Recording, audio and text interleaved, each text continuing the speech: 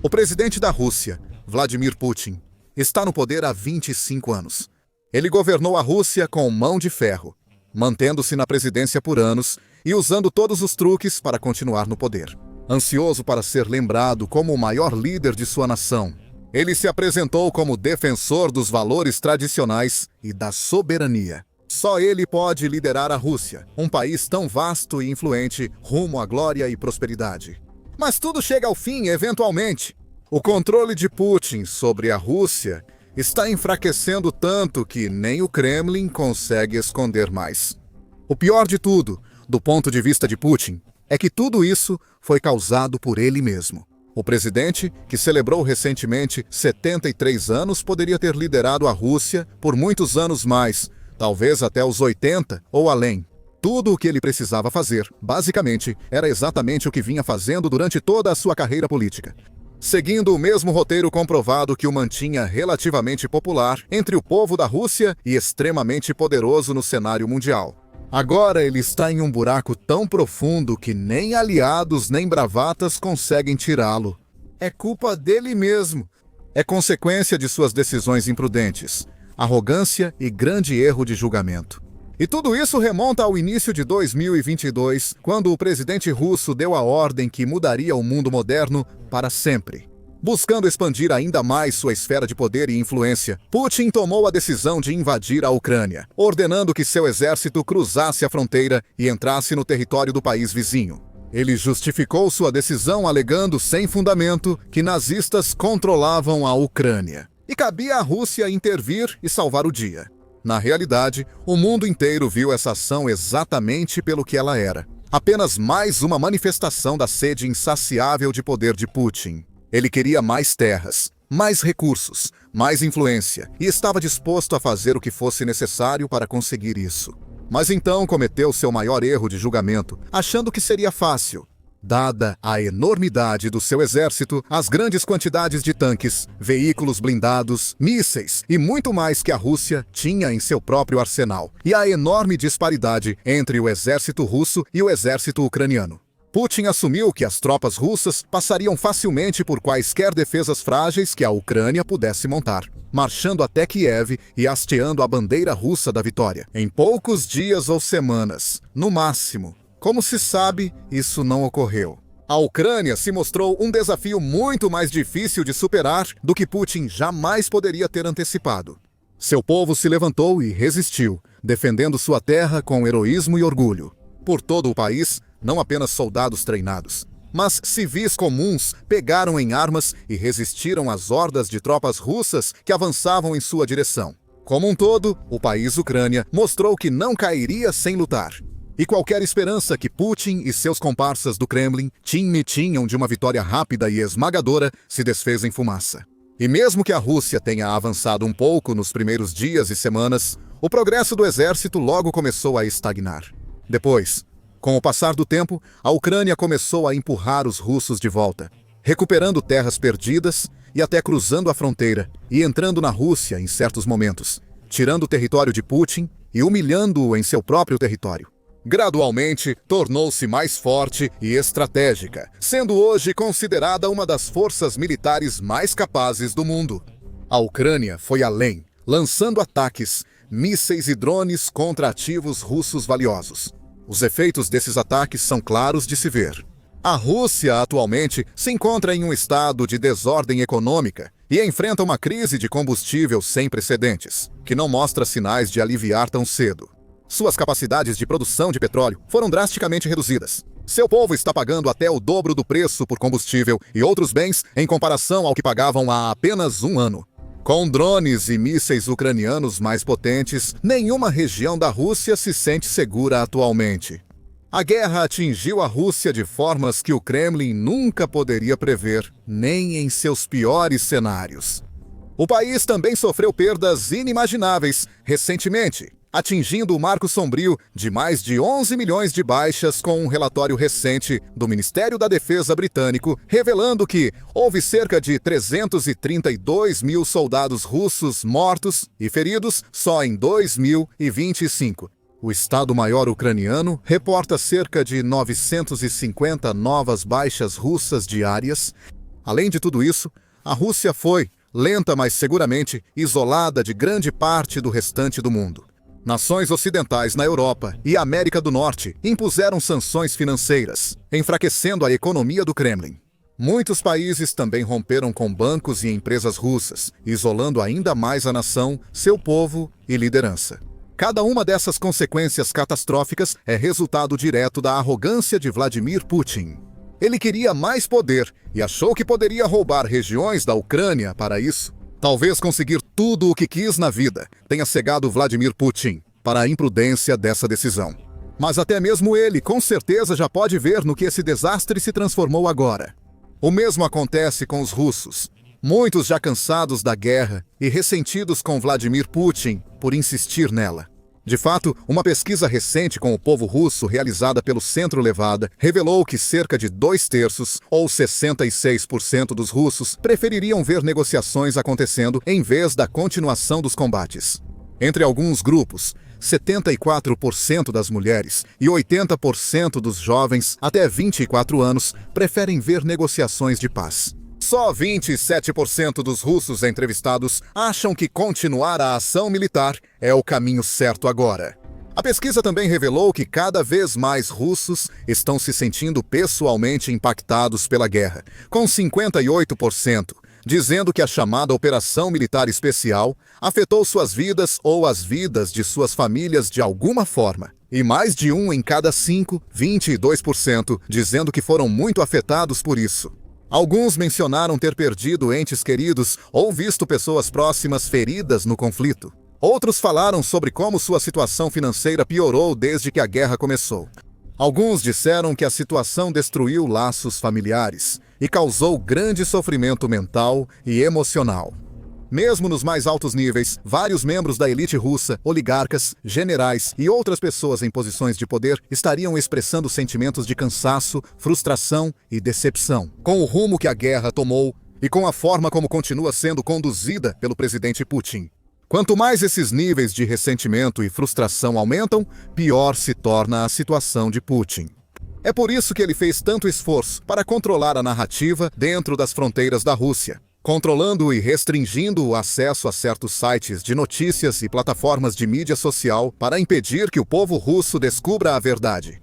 Repetindo várias vezes com seus discursos: a guerra é necessária, os que morreram o fizeram por uma causa nobre e a Rússia caminha para a vitória.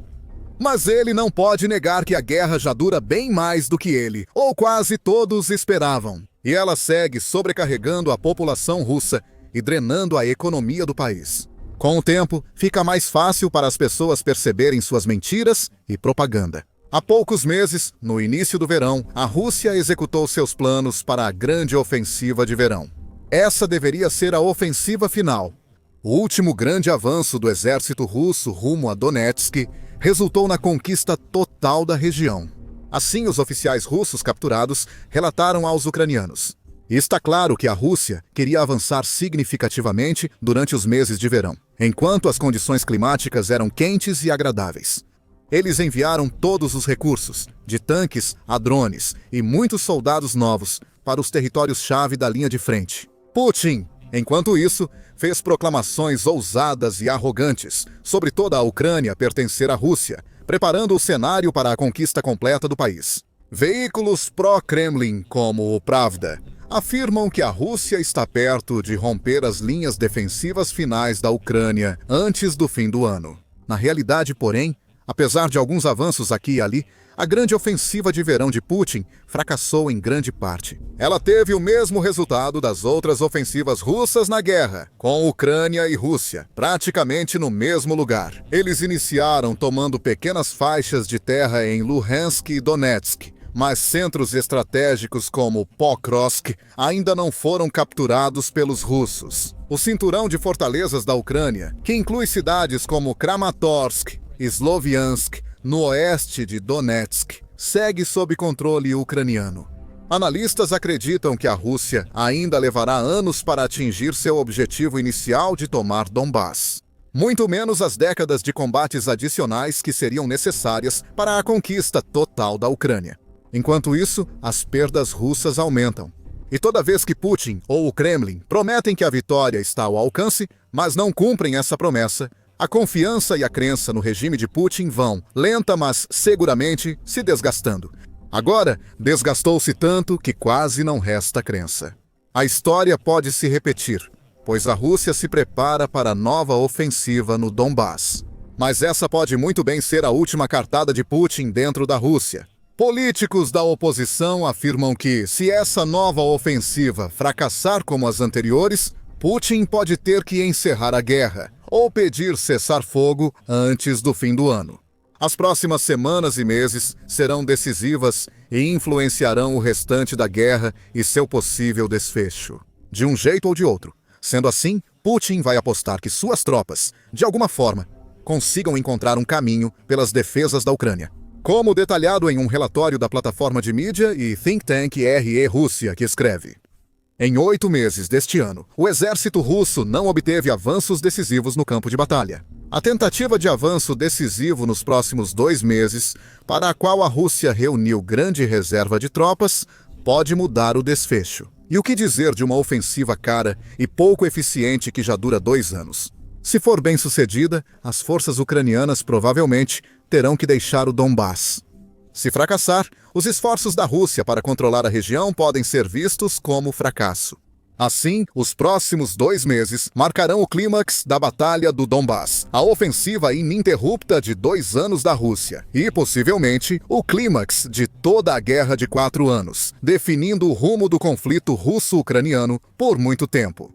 O relatório RE Rússia também detalha o quão desperdiçadora e cara a guerra se tornou, observando: em 20 meses, a Rússia conquistou cerca de 6.200 quilômetros quadrados do território ucraniano, controlando pouco mais da metade da região ainda fora de seu domínio. Nesse período, as perdas militares russas chegaram a 70 mil mortos e feridos, cerca de 110 por quilômetros ou 1.200 por dia. O dobro das perdas de 2022 a 2023. Os autores afirmam que a ofensiva só ocorre devido aos gastos imprudentes e desesperados do Kremlin, oferecendo bônus e incentivos cada vez maiores para encorajar homens aptos de toda a Rússia a se alistarem e entrarem na luta. Graças a isso, o Kremlin ainda consegue adicionar dezenas de milhares de soldados às suas fileiras a cada mês, substituindo aqueles que são mortos ou feridos, e continua a pressionar as linhas de defesa da Ucrânia. Isso pode dar a Putin certo otimismo de que suas forças finalmente consigam o que não conseguiram antes. E o fato de a Ucrânia estar enfrentando uma crise de efetivo também vai dar algum grau de incentivo aos russos. Apesar de alguns fatores favoráveis, a máquina de guerra do Kremlin ainda enfrenta grandes desafios. Se quiser sair vitoriosa, a Ucrânia talvez não consiga rivalizar com o efetivo da Rússia. Nunca teve, nem pode reunir, as mesmas quantidades colossais de gastos militares e equipamentos militares. Porém, como vimos em mais de 3 anos de guerra, nada disso importa tanto quanto parece. Porque, apesar de ser uma força significativamente menor e mais fraca no papel, a Ucrânia tem desafiado as probabilidades de forma consistente e contínua, repelido os ataques da Rússia e mantido sua posição. Mesmo com menos tropas em algumas áreas, a Ucrânia mantém a força, estratégia e adaptabilidade que a trouxe até aqui. Ajusta táticas, se entrincheira, defende áreas importantes, lança ataques devastadores à infraestrutura russa e usa seus recursos da melhor forma. Segue recebendo grande apoio de aliados globais, incluindo Estados Unidos e outros membros da OTAN. Graças a isso, qualquer crença russa em algum grande avanço no horizonte pode mais uma vez se mostrar equivocada. Se a Rússia falhar de novo, o apoio à guerra e a Putin vai diminuir ainda mais. Eventualmente, o chefe do Kremlin pode notar que perdeu a liberdade e opções que possuía antes. Putin, em seu mundo ideal, gostaria de prolongar a guerra até alcançar uma grande vitória decisiva. Ele ainda chama o conflito de operação militar especial em seus discursos, pois isso transmite à população a ideia de um conflito controlado. Uma força expedicionária distante luta contra um inimigo maligno na Ucrânia, sem afetar significativamente a economia ou a vida cotidiana dos russos. É exatamente como Putin quer e pelo que tanto se esforçou. Mas a Ucrânia está levando o conflito diretamente para os russos de várias formas. Putin não pode mais fingir que isso é algo menor do que uma guerra em grande escala. Uma guerra na qual seu país sofreu e continua sofrendo o tipo de perdas que não via desde a Segunda Guerra Mundial. Como a narrativa da operação especial perdeu credibilidade, Putin tem poucas opções se suas forças não tomarem Donbás. Uma alternativa é suspender a guerra por um tempo e retomá-la depois. Mas essa abordagem é arriscada, pois Putin enfrentará problemas políticos e econômicos internos nesse período de inatividade. Mas também encontrar uma maneira de novamente construir apoio e criar algum tipo de justificativa viável para reiniciar o conflito. A única opção viável que restou é aceitar um acordo de paz com a Ucrânia, de preferência com termos favoráveis à Rússia, para que Putin apresente isso como vitória. Putin manteria o direito de retomar a invasão futuramente, quando fosse mais oportuno. E ele poderia facilmente colocar a culpa na Ucrânia, alegando que ela violou um acordo de paz. Ou inventar outra desculpa para mandar seu exército de volta à fronteira.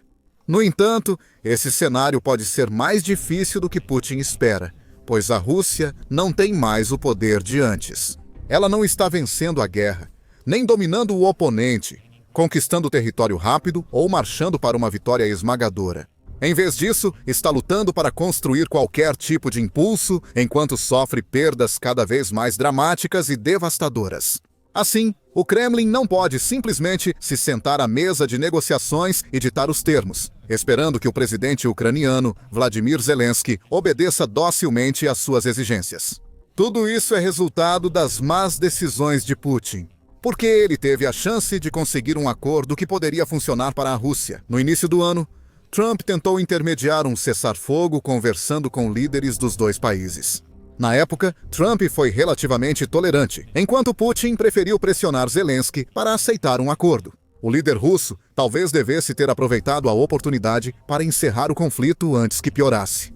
Em vez disso, ele fez a escolha errada mais uma vez. E agora está pagando o preço. Porque a paciência de Trump foi além do limite. Trump admitiu abertamente estar irritado e cansado das mentiras e jogos mentais de Putin, e recentemente postou online que acredita: a Ucrânia pode seguir e vencer a guerra, recuperando todo o território tomado pela Rússia. O governo Trump também forneceu apoio extra à Ucrânia, como inteligência dos Estados Unidos da América, para ajudar nos ataques de drones ucranianos, inclusive a possibilidade de mísseis Tomahawk de longo alcance. Então, não apenas as realidades da guerra estão mais claras para todos na Rússia e além, mas as chances da Rússia de conseguir avanços significativos ou caminhar para a vitória, estão cada vez menores. A cada dia, as baixas aumentam, as perdas se acumulam, as crises se multiplicam e a economia está em queda. Em um estado tão grave e desesperador, até Vladimir Putin, mestre em se manter no poder e distorcer situações, está ficando sem opções e ideias. Veja neste vídeo como cresce a pressão sobre Putin, mostrando centenas de russos desafiando a censura estatal e protestando contra a guerra em São Petersburgo. Para entender como a guerra foi desastrosa para a Rússia, veja este vídeo sobre as perdas catastróficas do país, que nem a propaganda do Kremlin consegue esconder, e inscreva-se no nosso canal, se ainda não fez isso.